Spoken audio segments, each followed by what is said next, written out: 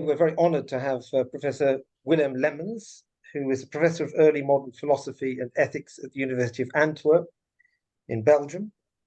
And in addition to works in moral philosophy, he's published a lot on the work of David Hume and is co-editor of Hume's Inquiry Concerning the Principles of Moral, a Critical Guide, which came out a couple of years ago. Tonight, he's talking to us, as it were, from the coalface on a subject he has spoken on before, which is euthanasia, consent, and coercion in Belgium, which is obviously very topical. So without further ado, Professor Lemmens. Thank you very much. And thank you to the organizers for being able to share some thoughts with all of you on euthanasia in Belgium.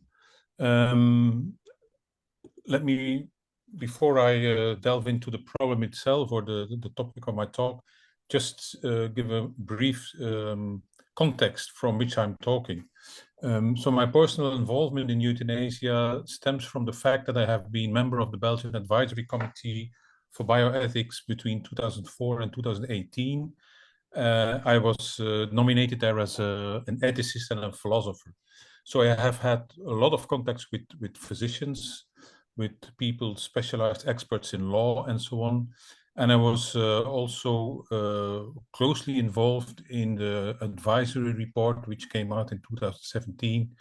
You see the title over there, Euthanasia in Case of Non-Terminally Ill Patients, Psychological Suffering and Psychiatric Disorders. This is a quite large report, but I think it's interesting to have an idea what was at stake in Belgium at that time. So I would more or less recommend, if you really want to know what the different positions were on euthanasia. And the main focus of that report is in fact that there are, or that people started to recognize, let's put it like that, around 2015, 16, 17, that there were some problems with euthanasia. Before that, it was really quite striking that in Belgium, in the media and in the public opinion, euthanasia was considered a sort of success story, or at least it was presented like that by, I think we can call it quite active lobby groupings. And in one way or another, the press, the media was eager to follow that voice and not concerned about possible critique and so on. And the main, I would say, mentality around the whole issue of euthanasia was that if there was opposition against euthanasia, or even just worried voices about the application of the law, this was all coming from an ideological agenda of Catholic origin. So that's the situation in Belgium. There are still some people pretending that if there is critique on euthanasia law and practice, it's coming from a religious background.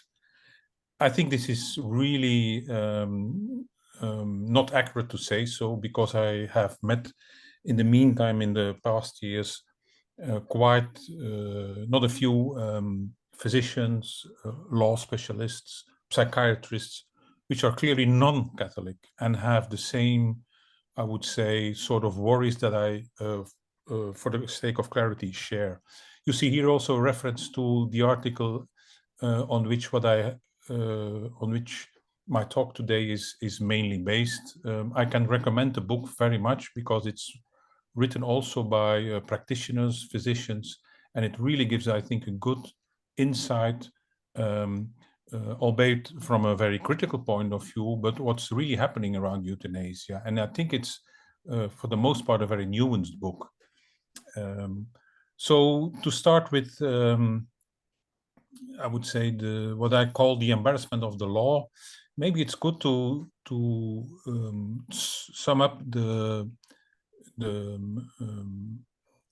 motivations why, according to some, the law on euthanasia was necessary, why it was needed, and why it was so successful. So in the beginning, from 2002 on, as I said already, physicians, some lobby groups really said we need this law because it will give transparency in end-of-life decisions, it will respect the autonomy of the patients, and it will give security for the physician.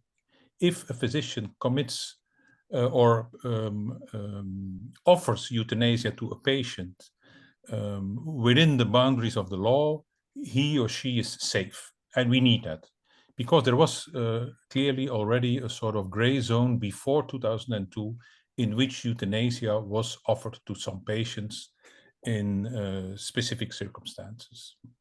It should be stressed that you cannot say that there was a sort of acute demand from society at large for euthanasia or for euthanasia law. It's very clear that the law was pushed and prepared by a certain ideological agenda. And I think it has a lot to do with a sort of mentality in modern society, and also in the public morality of our Western societies.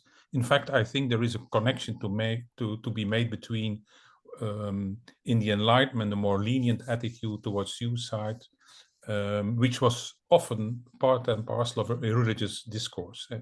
You see, for example, a reference to Hume here. His famous essay on suicide is really a plea for the idea that people should be able to determine themselves when to end their lives, and there is nothing immoral about it. The only reason why you could have some moral, I would say, moral reluctance towards suicide comes from a religious perspective, and Hume was very critical about that. Of course, I should stress, and it's really very important to say that a plea for suicide or for the moral neutrality of suicide is not the same as a plea for euthanasia. So Hume is not talking about euthanasia. He's talking about the right to self-determination. But it should be said that in Belgium, and I think it's also in other Western countries the case, that often the idea that euthanasia should be granted by the law is motivated by reference to self-determination and the right of self-determination of patients. Just very quick, some numbers. This is from the National Control Commission on Euthanasia, the FCEE, the Control and Evaluation Commission from Belgium. You see that in Belgium there have been 2,966 registrations, so patients who received euthanasia in circumstances in consonance with the law, and that means an increase with almost 10% in comparison with the year before. It's quite striking that 70% of the registered euthanasia cases comes from Flanders and only 30% from the French-speaking part, which is not representative for the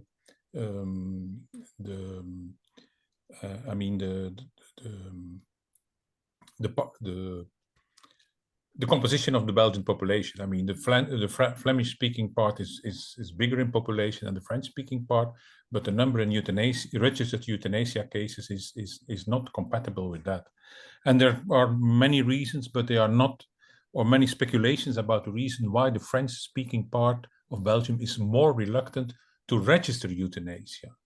Because next to the fact that there is more and more registered euthanasia, there is also a certain idea or a certain feeling among some practitioners, from people in the medical sector, that there are quite some non-registered euthanasia cases. So people or patients who receive euthanasia without the physician, as is required by the law, sending a sort of report of the euthanasia to the Control Commission, which is standardly asked by the law. So the fact that there are what you could call illegal euthanasia cases is, I think, part of the problem. But one has no real insight in how many illegal or not registered euthanasia cases there are. It's also important to see that the amount of psychiatric or the amount of euthanasia cases for psychiatric reasons is quite limited. It's only 1%. quite striking is also that in all cases of euthanasia, also for physical diseases, for cancers and neurodegenerative afflictions and so on, the motivation to receive euthanasia on the part of the patient is unbearable mental suffering. So the idea that the physical suffering is the main cause or the main reason why patients ask for euthanasia, that's what one expected in the beginning, but quite rapidly it appears that mental suffering at the end of life is the main reason why people ask for euthanasia. Well, next to the facts and figures, there is of course the idea that there is a sort of normalization of euthanasia in Belgium, and that this is a good case. So from the beginning on, through media, politicians and lobby groups, as I said already, euthanasia was really presented as a sort of, I think you can say even a moral perfection of the collective morality. So people defending the idea that we need euthanasia in the law really said this is a major ethical leap forward. The fact that we have now the possibility to offer euthanasia to patients. And a striking remark I remember from the advisory committee was a remark of a physician, and I would invite you to keep that remark in mind because I will come back to that. But I clearly remember that in email correspondence, one of the physicians strongly in favor of the law on euthanasia and the practice said, we will evolve to a society where euthanasia will be accepted as normal medical practice, and euthanasia will be no longer a transgression. And he said that in answer to a sort of remark of mine, in which I said almost spontaneously that euthanasia, in any case, allowed by the law or not, is a form of transgression. I will come back to that. So in the beginning, you can say there was a sort of optimism about euthanasia. It was represented in the media also as a success story. But after 2010, I think there were increasing worries, especially because in psychiatry, not a few psychiatrists were bearing testimony to the fact that sometimes euthanasia was offered for reasons they were really concerned about. And of course, the bottom line of the whole case is in psychiatry is psychiatric patients who receive euthanasia are not terminally ill. So they are receiving euthanasia because of mental affliction of all sorts, a deep mental suffering, psychiatric diseases, for which we have no certainty whether they are how do you say, that they cannot be turned to the better, so that they are leading to death unavoidably. So it seemed that from 2010 on, you could say, the initial reluctance to grant euthanasia for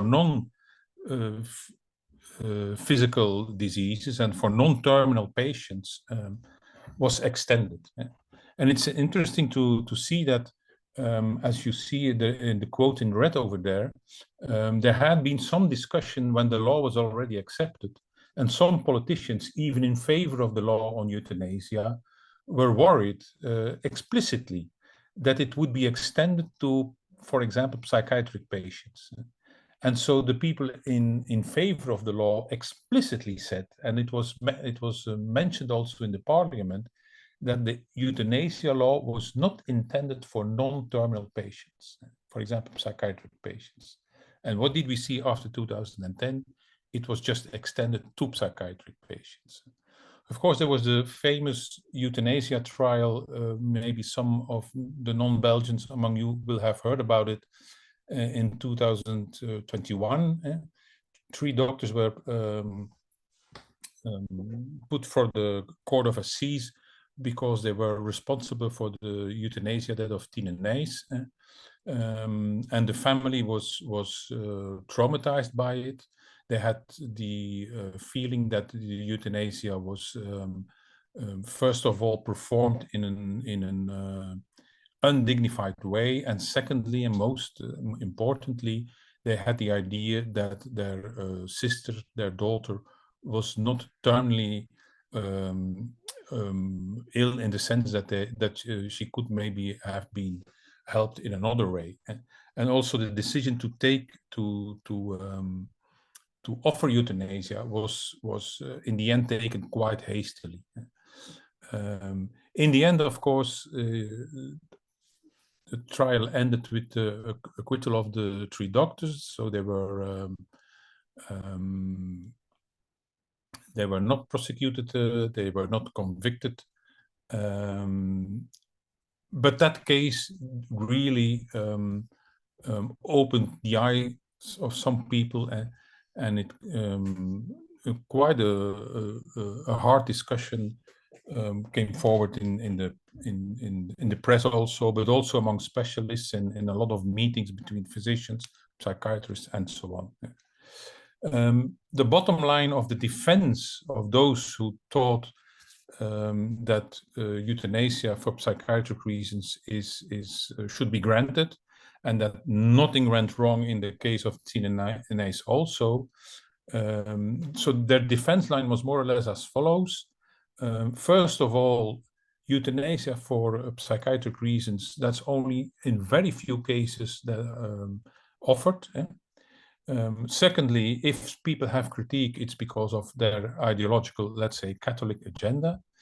And then there was a defense line that psychiatrists never lightheartedly come to a decision and always act in good conscience when they decide to offer euthanasia, which is of course a bit of a strange line of defense.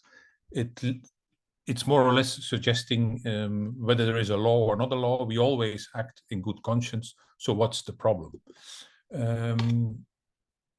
But this defense line was not taken for granted anymore. So in the beginning, maybe there was a sort of consensus among a majority even of psychiatrists that the practice of euthanasia should be allowed also for psychiatric patients. But more and more people were worried about what really was happening for these patients. I try to see my own text a bit, yeah. So the growing concern had to do with the following worries among psychiatrists. They really testified also a bit testimony to the fact that sometimes patients were offered euthanasia when, according to their view, they were not incurably ill. Secondly, they testified that there were sometimes cases of euthanasia of psychiatric patients who were unable to really choose freely due to mental condition or to the fact that they were taking medication and so on. And not a few psychiatrists also stressed that, of course, psychiatric patients are in a very special condition, which also has to do sometimes with social isolation, loneliness. So the reasons why they ask for euthanasia become more and more not merely medical, and become social, have to do with the social situation of the patients. And also with some social pressure, for example, dysfunctional family situations and so on. And of course, there is a phenomenon of suicide ideation. And not a few psychiatrists have bared testimony that, for example, in a ward where young girls with very complex and very serious psychiatric problems start to ask for euthanasia, and this has really a sort of contagious effect on other patients also. I'm well aware that I'm sounding quite general, but I can assure all of you listening that there have been a lot of testimonies, not dozens, but a considerable amount of testimonies, which at the same time are very difficult to register and to make public, because a lot of people complaining about what's happening with one of their family members, or what's happening even sometimes in their direct social environment. So they express worry, and at the same time they say, but don't make this public. So, but there are really cases of euthanasia for psychiatric reasons, which are really problematic. And so I remember a case of a person with Cotard syndrome. I remember a quite detailed story someone testified towards me of a young talented girl with a depression of many years, but the social environment really had the idea that she was offered, that she was more or less in a situation where the sort of perfectionist demands of her parents had also an influence on her depression, and so on. So there was not one reason to, I mean, and that girl was also at university, so she was not somewhere in a ward, and still she was offered euthanasia, and even the larger family was extremely shocked about this case, and they contacted me and other people who were more or less involved in the National Council, or in another way with euthanasia for psychiatric suffering. And there is another example that I just give, and I could give other examples, was the fact that was the testimony of two sisters, of very vulnerable sisters from with serious psychiatric problems, also taking a lot of drug and medication. They were first promised euthanasia by a doctor, who in the end became reluctant, and the case ended with the doctor offering them some drugs to kill themselves. I know these are really serious stories and very worrisome, and the most worrisome is that I can tell this now to you, and at the same time I know there has been no investigation of these cases. There is even a big reluctance in Belgium to really delve into these cases and do some research on them. But it's not only in psychiatry that there are worries. So, and this brings us really to the focus of the talk also, and the topic which was presented to me by the organizers of your organization. Is there possibly some coercion or pressure from the very fact that there is a law on euthanasia in Belgium? And I have to confirm that. And so next to psychiatry, there is the concern and the increasing worries among physicians, oncologists, general practitioners, and so on, who really say that since the law is in practice, since 2002, the medical practice at the end of life, and so the care at the end of life, is confronted increasingly with the following, I would say, phenomena. Patients who are terminally ill are sometimes shocked by the very suggestive proposition of a doctor that euthanasia is at least an option. So patients really tell this. The doctor himself or herself proposed it to me. Why? Families testify that there are sometimes discussions within the family about an uncle, a father, a mother who is at the end of life, very ill, and part of the, I would say, the care context and the end of life care in which the family is involved, part of the whole process of dying, becomes the question: wouldn't euthanasia be a solution? Shouldn't we opt for euthanasia? Isn't the moment there? And for the sake of clarity, sometimes this seems to function to end quite well. I mean, that there is a sort of you could say a sort of agreement between the family, the patient, a mutual understanding, where euthanasia is brought to the fore and talked about and discussed a bit also with the physician, and euthanasia is performed in the end, I would say, in circumstances in which all involved feel more or less comfortable with or can live with it. But there are also other situations. There are really situations where families end up in a sort of conflict or discussion. There are also practitioners, especially general practitioners, for example, who are in a group practice, who told me that there can be very staunch discussions among the doctors whether a patient is eligible for euthanasia or not. And so the one doctor sometimes complains that a colleague is more or less pressing and pushing towards euthanasia. Others are complaining that one of the colleagues is reluctant to do euthanasia. So this really is a source of conflict among doctors and discussion. And at least one doctor once told me that she had to leave the group she was part of because she couldn't live anymore with the sort of collective mentality around euthanasia. And it's not that her colleagues were negligent or really, I would say, always acting in an irresponsible way, but the general culture, you could say, the care culture was really so much focused on the possibility of euthanasia that very doctor felt really uncomfortable about it. And there is, of course, also the fact that individual doctors sometimes feel pressured by patients in a quite emotional way. I have mentioned here in yellow because this is really something that is quite striking, I think. There is no systematic research done yet on the impact of the law of euthanasia, the legislation of euthanasia in Belgium.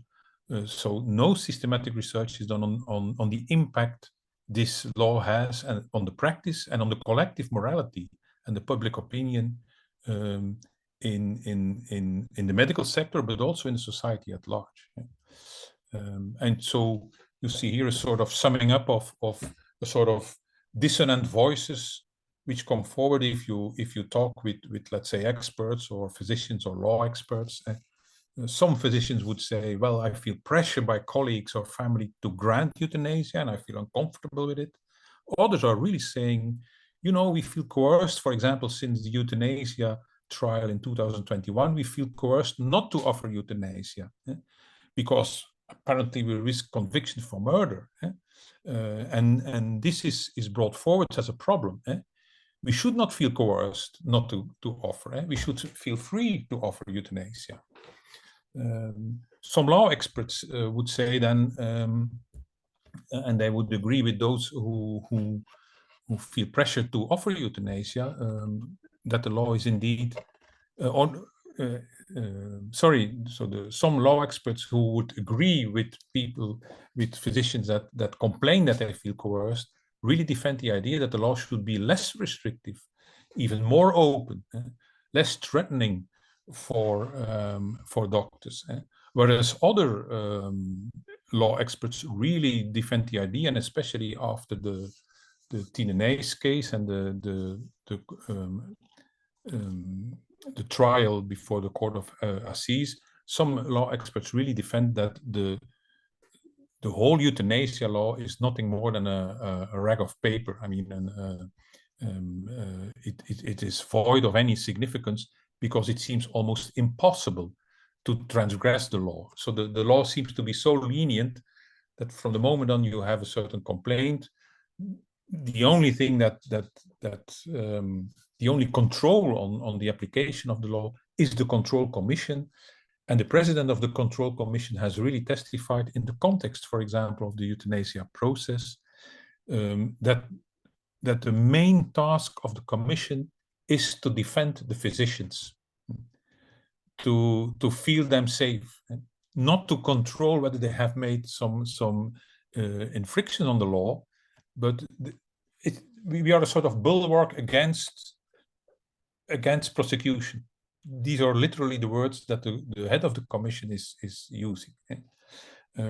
I could go very much in detail about the technical way these reports, so the reports on every euthanasia case are handled. That would bring us quite far, but let me summarize with saying that the control is really the control of a very anonymous report with very general indications of what happened. And only if one of the people of the commission asks to open the report, they find more details about it, the name of the doctor, the more specific circumstances in which euthanasia was performed, and so on. So, and the commission only gathers a few times a year and investigates hundreds of applications or registrations of euthanasia cases. So there is, in fact, no real control possible, I think. It's more a sort of I would say, yeah, a sort of bulwark against possible prosecution. So having said all this, I would, for the rest of my talk, like to delve in a bit to a more, I would say, ethical reflection on the function of the law. Does the law on euthanasia, as is defended by, in the beginning of the granting of the law, the acceptance of the law on euthanasia, as is defended by the proponents and all these lobby groups I have been talking about, is it the case that the law on euthanasia really creates freedom and transparency, freedom as well for the doctor as for the patient? And this is always stressed. It's, in fact, euthanasia is a sort of quasi right of a citizen to ask in certain circumstances to be helped to die. And the law should allow this right to be taken by the patient. And also the freedom of the physician should be to grant euthanasia. So in defense of the law, freedom is really seen as a pillar value of that law. And also transparency, in the sense that a doctor can openly say, look, I have offered euthanasia for this and this reason, that's in accordance with the law, and I am free of prosecution. Or is it rather the case, and this seems to be a conclusion brought forward by the more worrisome voices I have summarized for you, is it rather the case that the law, since it exists, also creates a new medical culture and what you could call a hidden pressure, even a form of coercion, to opt for euthanasia? So there are really two opinions, you could say, in Belgium on the function of the law and what the law really made possible. So there is on the one side the idea that the law on euthanasia is even a symbol of the good death, and more or less makes it possible to claim your right for self-determination in a medical context. While for others, more critical voices, this law really has created a new, I would say, medical culture, and has created social pressure, has been the cause of moral conflict, and even in some circumstances you can talk about what I would call a social disruption. So in order to clarify a bit why I think the law is maybe not so transparent as some people would like to defend, let me maybe delve a bit into the I would say the medical and also the legal figure of what euthanasia exactly is. The Belgian law describes the act of euthanasia, you could say in a way very elegantly. Euthanasia is said in the Belgian law is the intentional termination of life by a person other than the person concerned at his request. And then further stipulations in the law explain, of course, that the other person who is helping someone to die should be a physician, and there are some certain other preconditions that should be fulfilled before you really can, as a physician, end the life of a patient. And for the sake of clarity, it's really stipulated in the law, only a physician can offer euthanasia. Not a nurse, not some other people, only a physician. And he should be backed up by at least the advice of one doctor in the case of non-psychiatric patients and 2 doctors in the case of psychiatric patients. But it's quite striking that in the Belgian law, this extra advice of 1 doctor or 2 doctors is not binding. So you can really have, in principle, the situation whereby 1 doctor decides, I think I can grant euthanasia. He consults his colleague. The colleague probably or could say, no, I don't think you have all reasons fulfilled to offer euthanasia, and still the euthanasia can take place. Of course, the practice is as such, as a lot of doctors testify to me, that doctors start to know who is more lenient and more in favor of euthanasia, and who is probably more reluctant. And often a second opinion of a doctor is given by telephone, or is given quite hastily once 1 doctor has decided that euthanasia, that the granting of euthanasia is legal. And it's of course also clear that if the requirements of the law are not followed, you are guilty of murder. And this is even criticized by some proponents also of the law, who said that there should have been more attention when the law was established for the sort of transgressions and the sort of reprobations one can give to someone committing euthanasia. So there is only one way in which the law can, in which you can transgress the law. If you don't respect the conditions, you end up by being convicted or culpable of murder, which is of course a grave matter, so to say. Another thing that should be stressed is the fact that there is absolute freedom of conscience in the law. So no Belgian doctor can be in any way against his conscience offer euthanasia.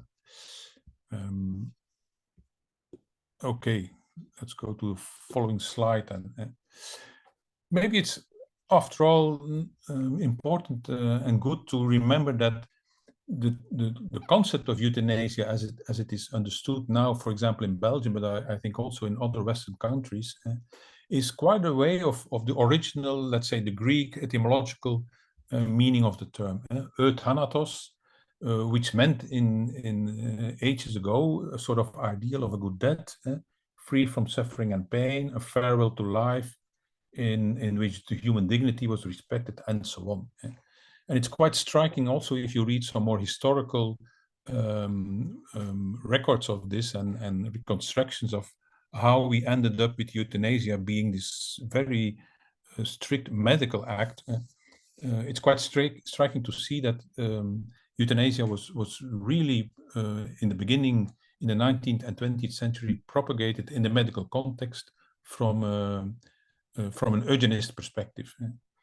I think a very good book on this is the book by Ian Dowbiggin, A Concise History of Euthanasia, Life, Death, God and Medicine, in which Dowbiggin really explains quite well and I mean in a very clear way what sort of I would say ideological evolutions, what sort of ideas were behind the idea that euthanasia was a morally acceptable way to end human lives, and it was always in a context of eugenics, eugenistic argumentations and eugenistic ideologies. The other book you see over there on this slide is from a Belgian psychiatrist, Erik Thijs.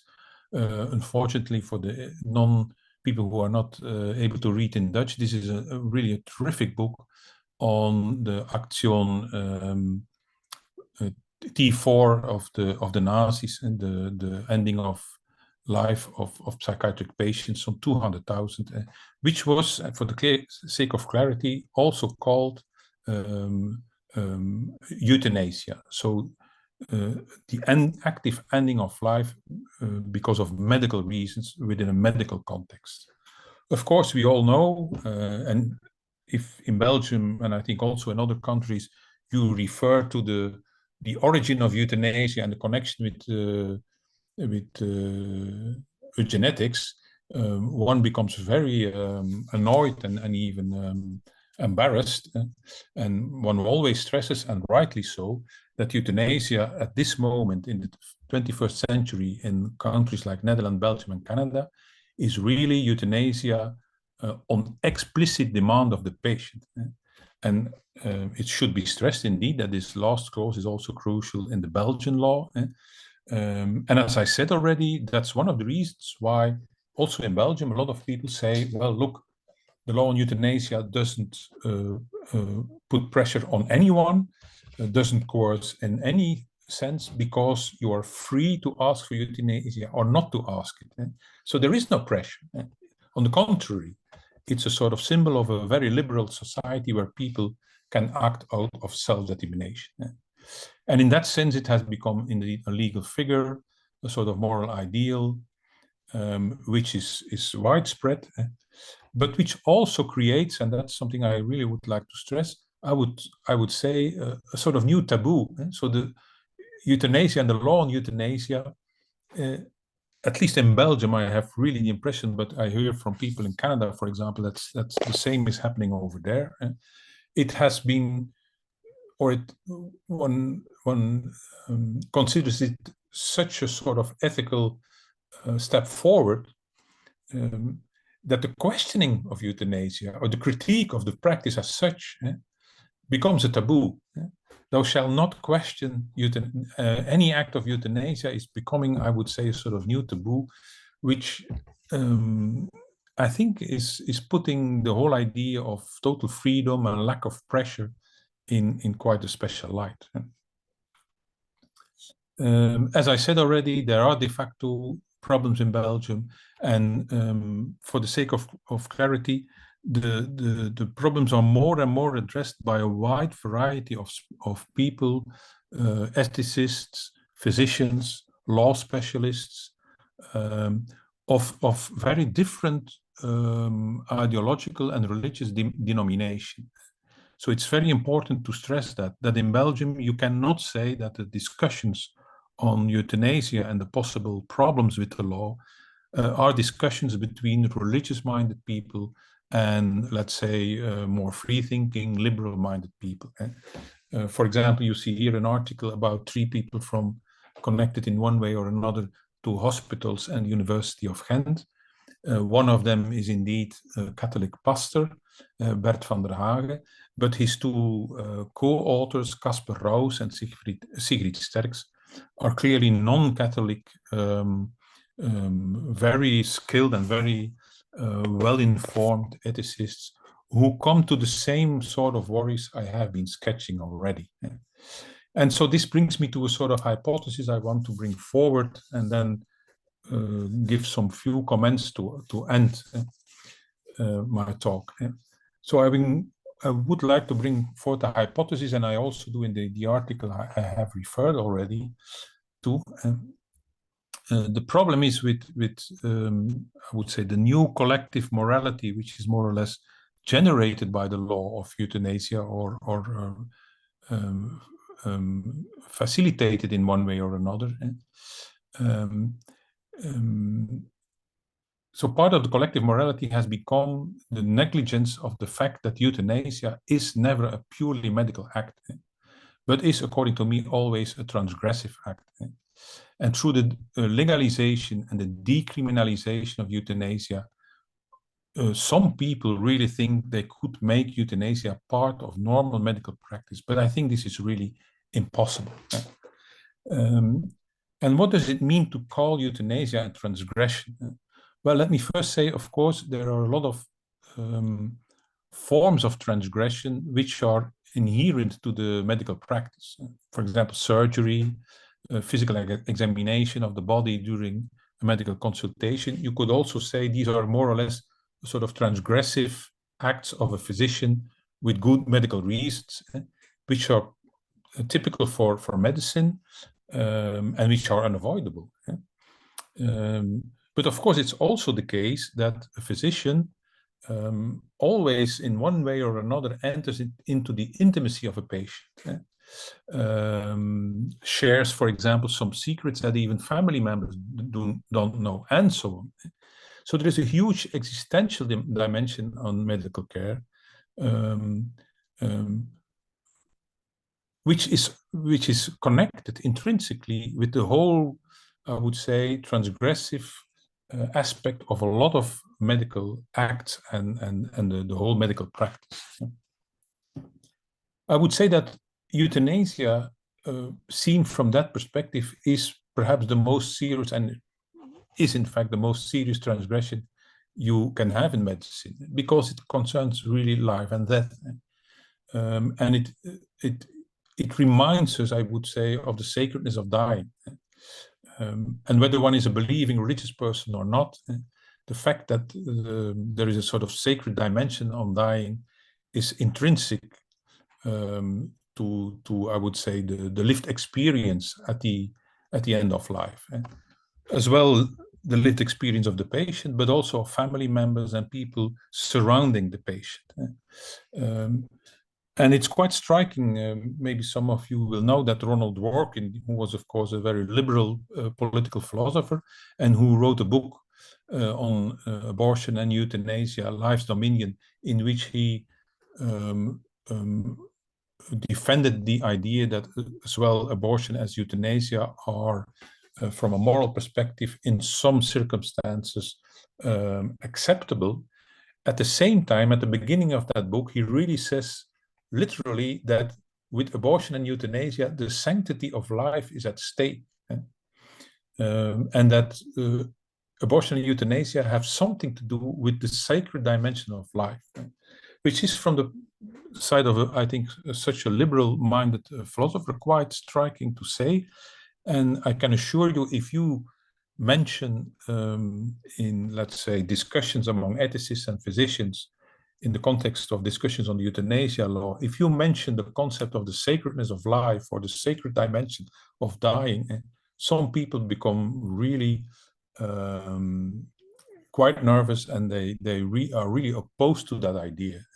And they really defend the idea that the sacredness of life is something which makes sense for religious people, but more or less contaminates moral discussions if you approach the issue of euthanasia from a more liberal perspective.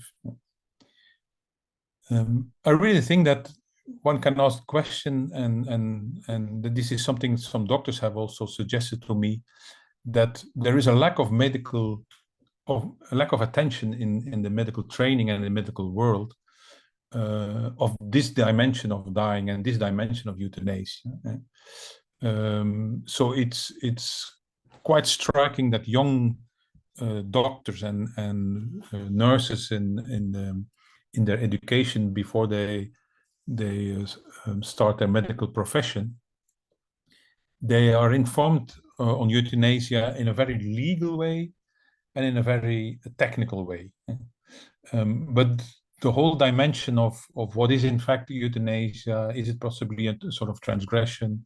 How important is the symbolic significance of this act, and so on, is rarely addressed in education. And I think this is really a problem. And I think that also because of this special nature of the Euthanasia Act, it's really impossible that euthanasia would ever become part of normal medical practice. And it's quite striking that a lot of people still suggest it should become more normalized. It should become something on which there are no taboos. And the sort of idea, or the sort of framing of euthanasia that comes forward is then, look, if it is done in the way the law prescribes, if it is done in full conscience by the physician, if the demand of the patient is really coming from is really autonomous and free, and the choice for euthanasia is on the side of the patient, totally free, there is no problem. And euthanasia is just a sort of, or should become a normal medical act.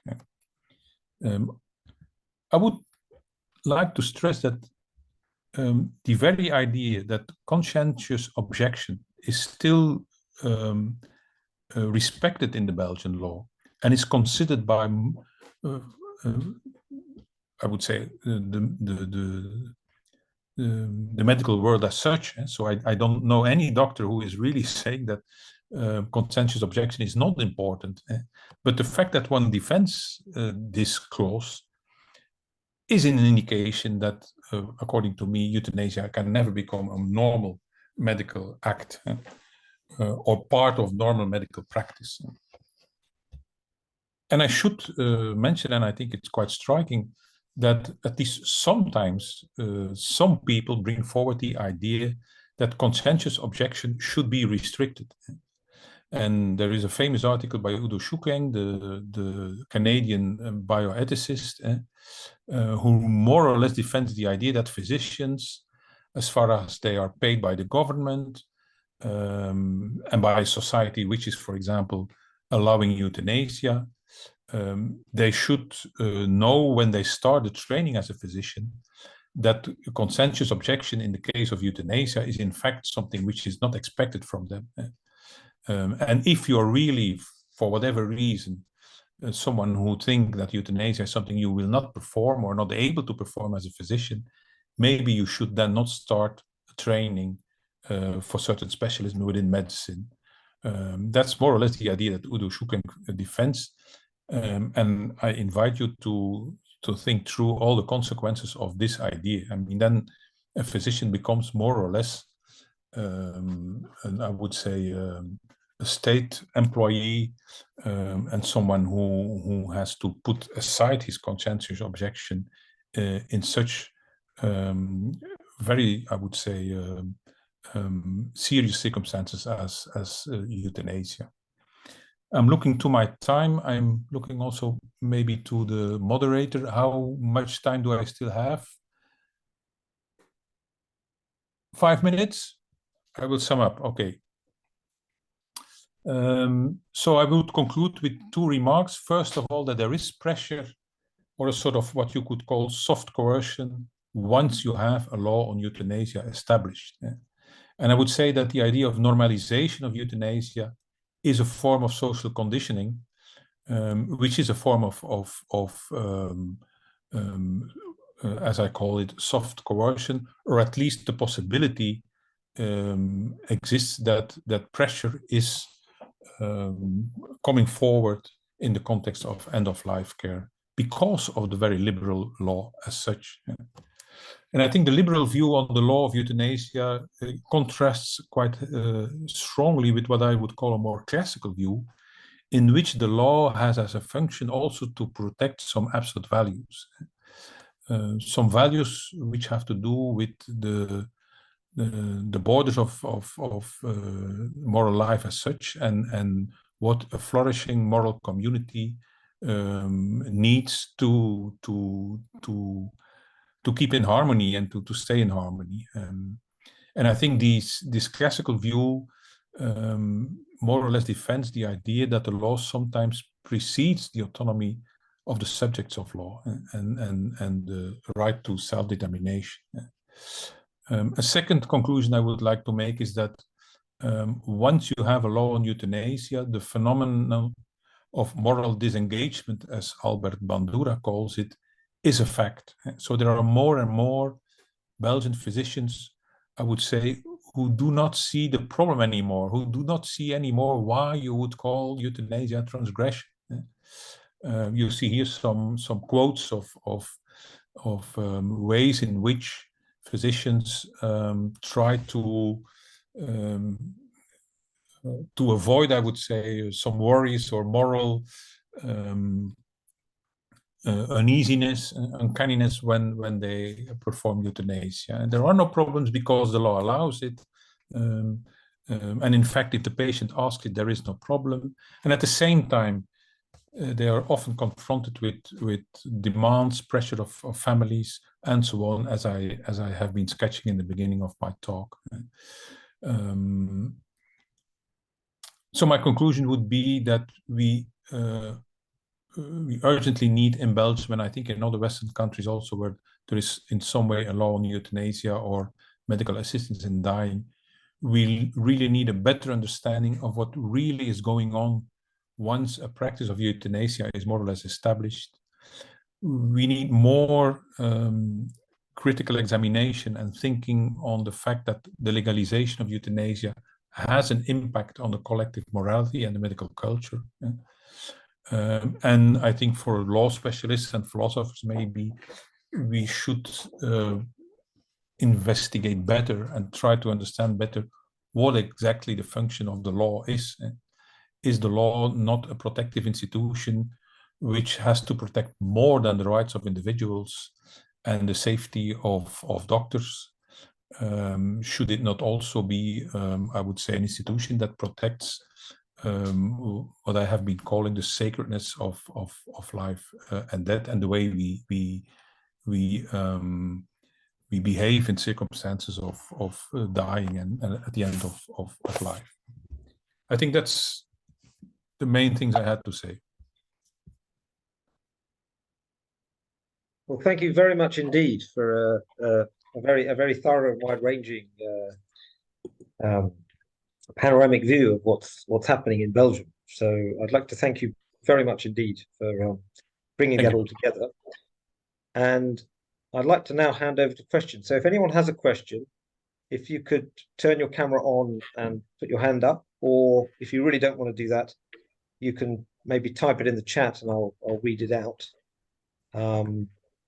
So I think Patricia Casey I've just seen. So if you could just unmute and fire away. Thank you. Thank you very much indeed. And that was a super talk, really clear and concise. I'm a psychiatrist, and I'm sorry I was a little bit late joining. I couldn't find the link for some reason. But you were talking about Cotard syndrome, and I was absolutely horrified to realize that somebody was administered euthanasia because of Cotard syndrome, which is a rare but treatable condition. But Patricia, could you just, for the rest of the audience, could you say what Cotard syndrome is? Yes, I beg your pardon. I should have thought of that.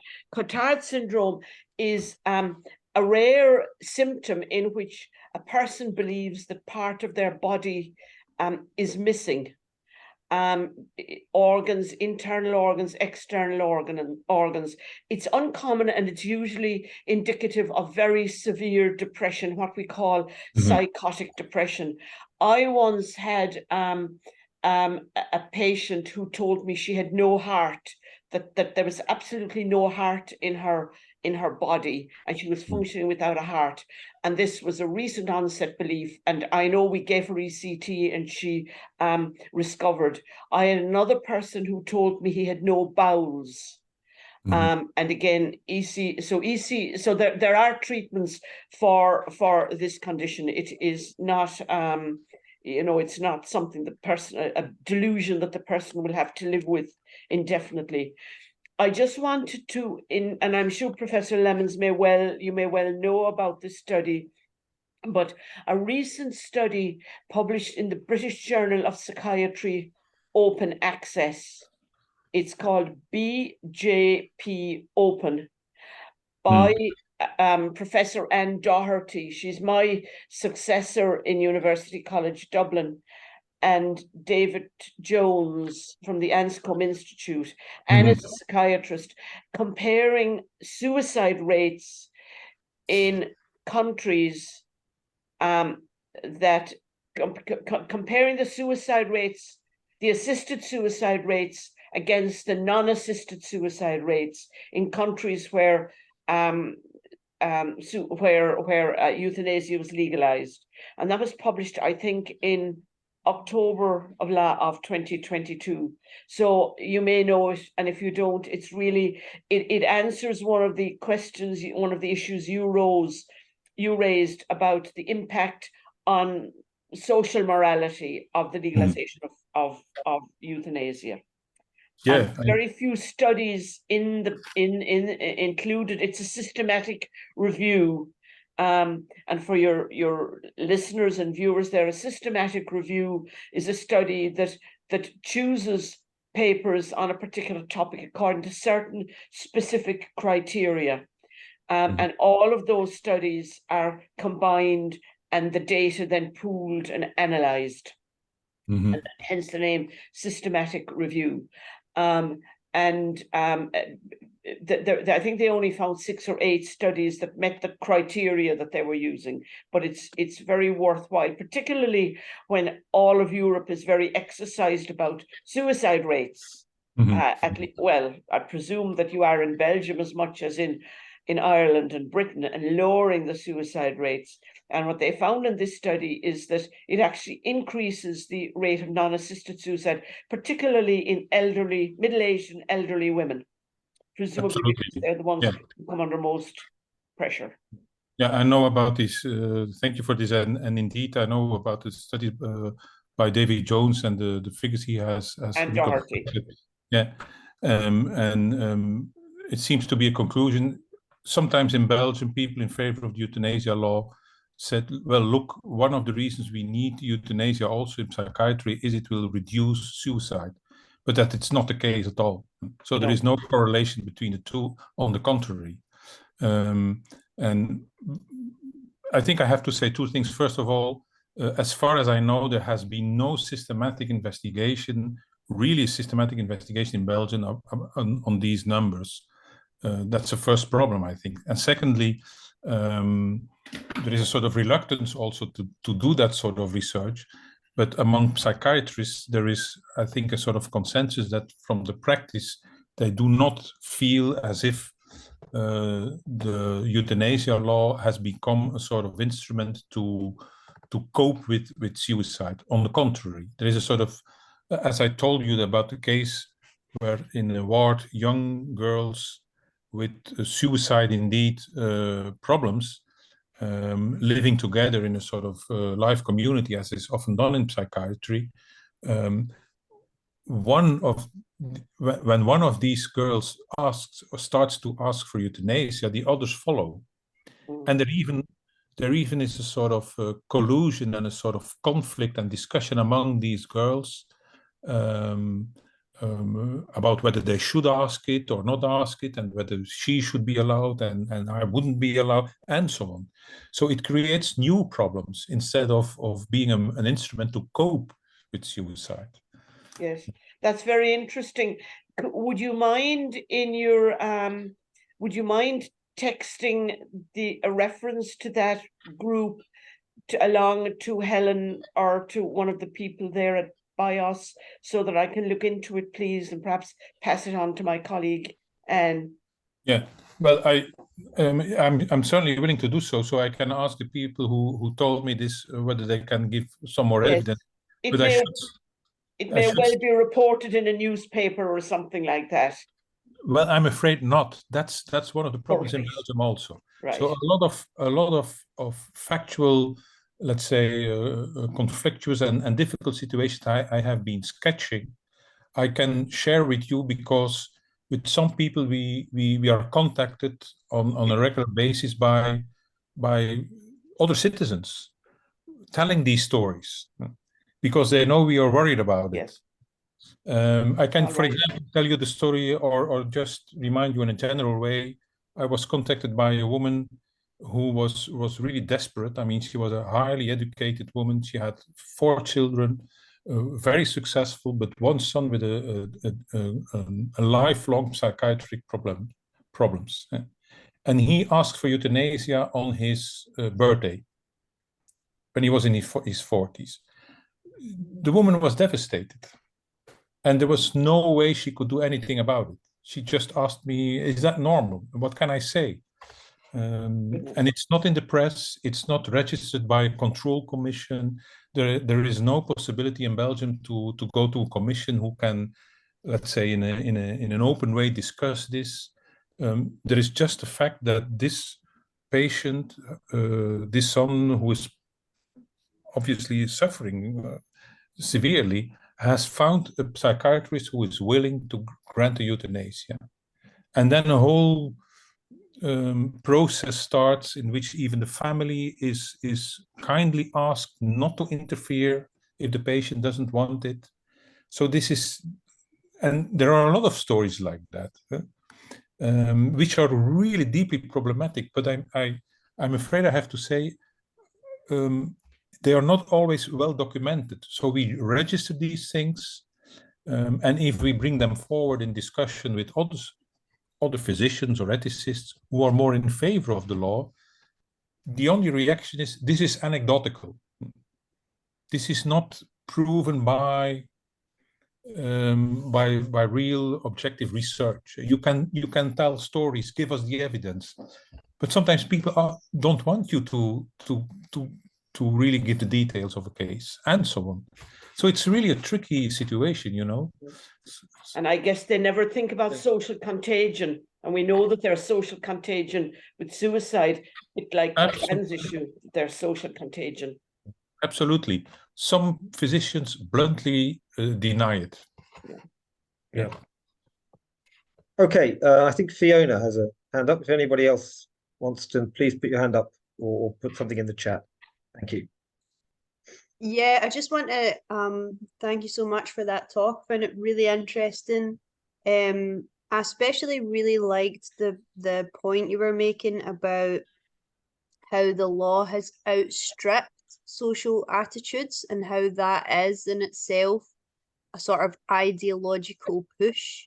And I liked very much the way you brought it out, that if you're having to build conscientious objection into the law, then there's something there that can run against conscience, and that very fact should ring the alarm bells. Now,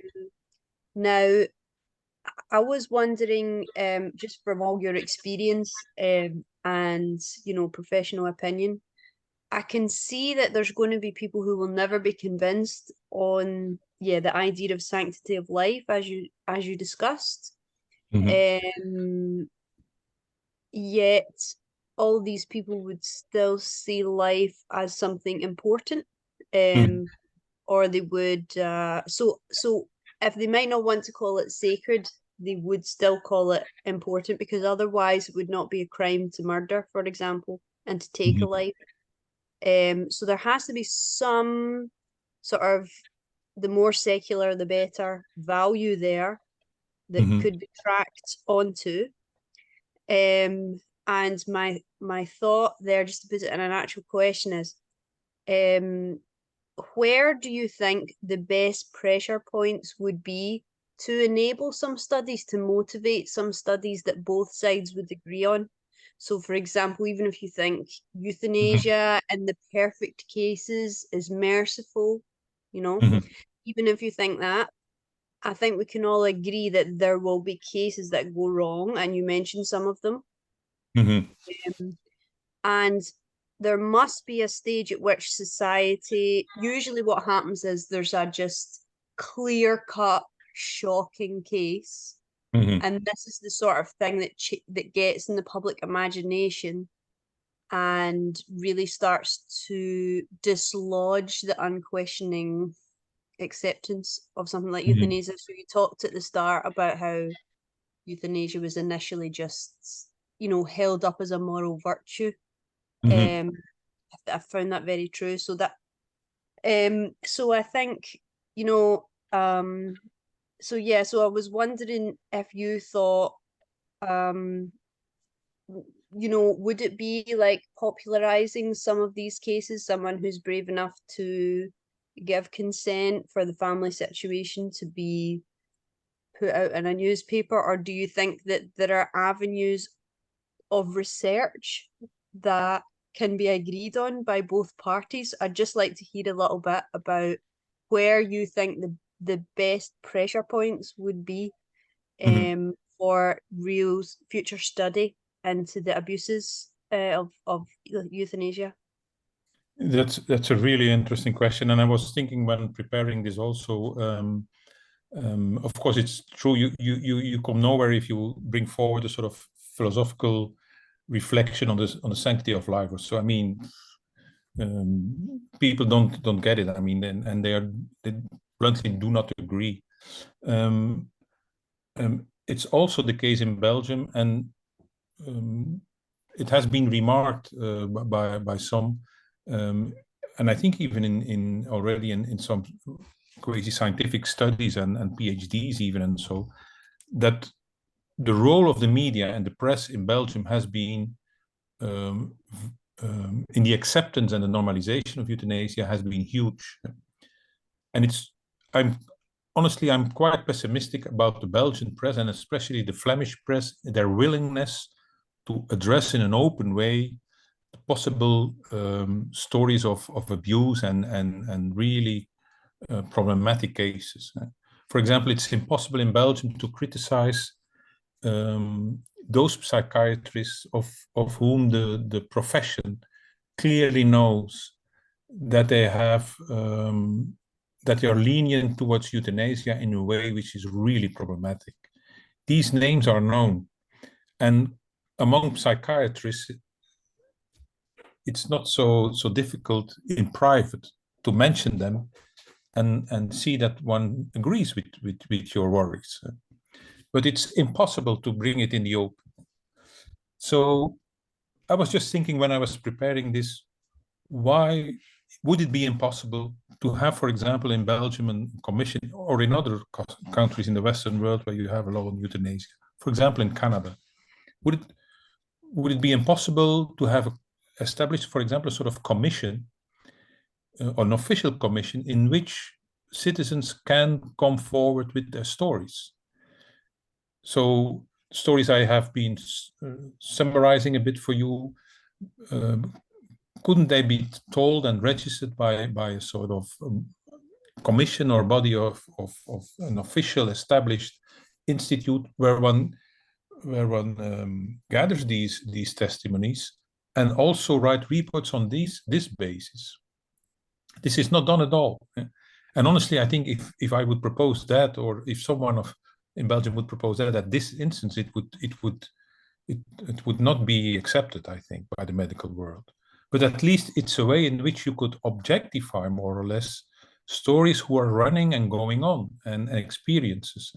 For example, I'm pretty sure that not a few physicians have testimonies about euthanasia cases in which they felt uncomfortable, or have the idea that there is a sort of silent, soft pressure, as I called it, a sort of coercion to participate in euthanasia, whereas they really have uneasy feelings about it.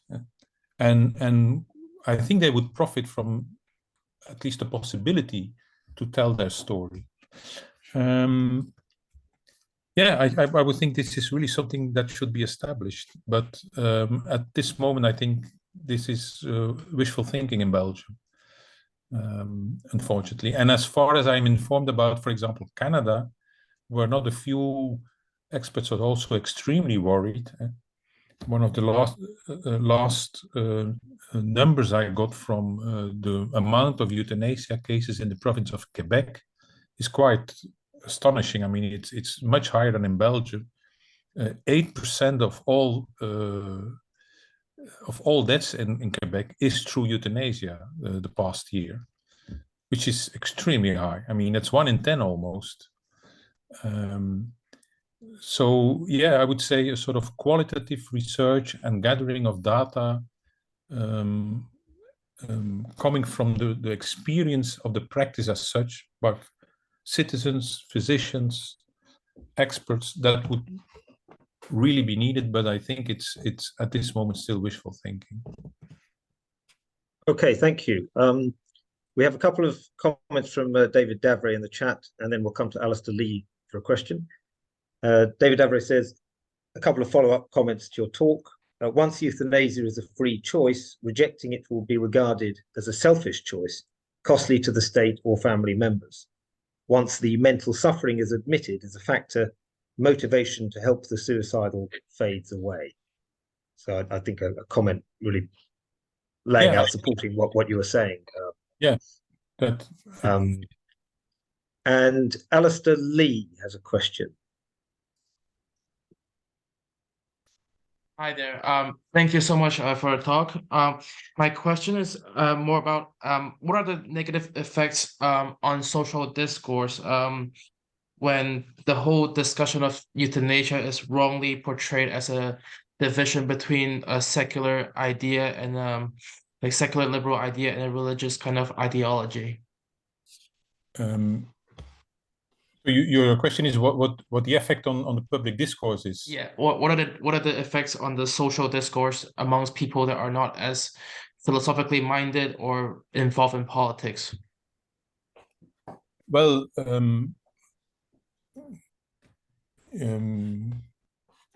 I have to sketch a bit I would say the history of medical care in Belgium for that. For let's say since the 19th century, the Catholic Church has been very prominent in establishing wards, hospitals, and so on. So, and there is still, I would say, in the public opinion, the idea that if you end up in a Catholic hospital, for the sake of clarity, most hospitals, at least in Flanders, but I think also in the Walloon part of Belgium, most have still a sort of Catholic name or denomination in one way or another. So, but some people think if you end up in a Catholic hospital, you risk not to be granted euthanasia easily. So there will be doctors who are opposed to it, and there will be a sort of opposition towards the demand for euthanasia.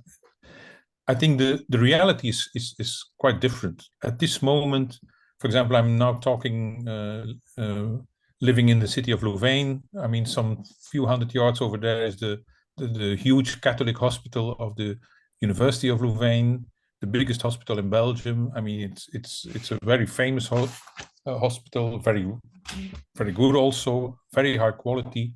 But euthanasia is practiced over there without any, I would say, constraints, except the right to conscientious objection of some physicians. And there are, of course, physicians who do not want to participate in euthanasia and are quite clear about it. But even among doctors who consider themselves Catholic and who are in principle, I would say, not in favor of euthanasia as such, or were certainly opposed to the law in 2002, some of them really explained to me that euthanasia has become so much part of I would say, the medical culture, that in one way or another, they get involved in it. And they think it would be towards their patients a lack of solidarity, not to help them, even in cases of euthanasia. I must say I did not investigate in detail, and I'm as a philosopher too far away from the practice to do I mean, to do much to formulate too much hypothesis about it and to speculate a bit about it. But what I think I can say for sure is that even physicians with a Catholic background in Belgium at this moment are for a large part willing to participate or to grant euthanasia in some circumstances. At the same time, I think they are the physicians who are the most careful and reluctant and I would say conscious about the gravity of the act. Let's put it like that. Whereas there are other hospitals with a more non-Catholic background, where euthanasia is really established as a sort of acceptable practice and accepted by the majority of the physicians. Yeah. On the level of the public acceptance of euthanasia, I must say that the acceptance of euthanasia is quite widespread in Belgium. I think I can testify myself, coming from a rather, let's say, most of my family is rather traditional Catholic. I consider myself to be a very liberal Catholic, but still, I am influenced, of course, by my education. But in all families, also in families who are, let's say, Catholic, you have elder people, for example, asking for euthanasia. So, and it really, there is a sort of normalization of the practice. And it crosses the boundaries of the ideologies of free-thinking, liberal-minded people versus more religious people. I think it's really part and parcel of the secularization of our culture in global, I think. I don't know whether this is an answer to your question, but... Yeah, it is. Thank you so much. Thank you. Well, thank you. Are there any other questions or final comments?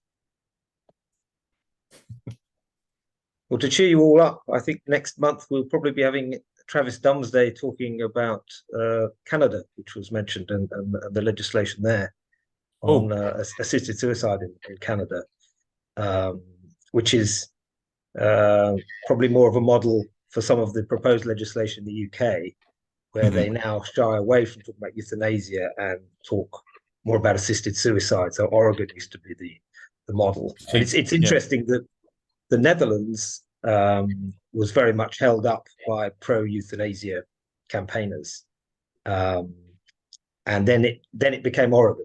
That they didn't talk about Holland as the figures came out more and more. I don't know as much about Belgium. Now I know Canada's also euthanasia as well, but here in England the stress is on assisted suicide, and they say, "Oh no, this is not euthanasia." As though there's a big distinction between the two. So I'm saying there isn't some distinction, but it's talked of as though they're completely separate worlds.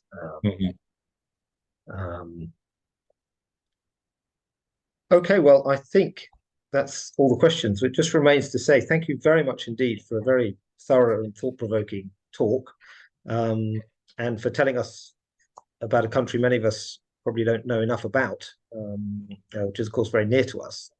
And just thank you very much indeed. And I'd like to, applaud you and thank you everyone for coming and providing questions, and I hope an enlightening discussion. So thank you very much, Professor Lemmens, and everybody else for attending. Thank you, everyone attending, and it was really a pleasure to share my thoughts with you, and for the very insightful questions, and I always profit from it. Yeah. Thank you. Well, there'll be a recording as well, so if anybody couldn't make it or friends, we'll that's great. Great. Thank you very much. All of you at another occasion. Yeah.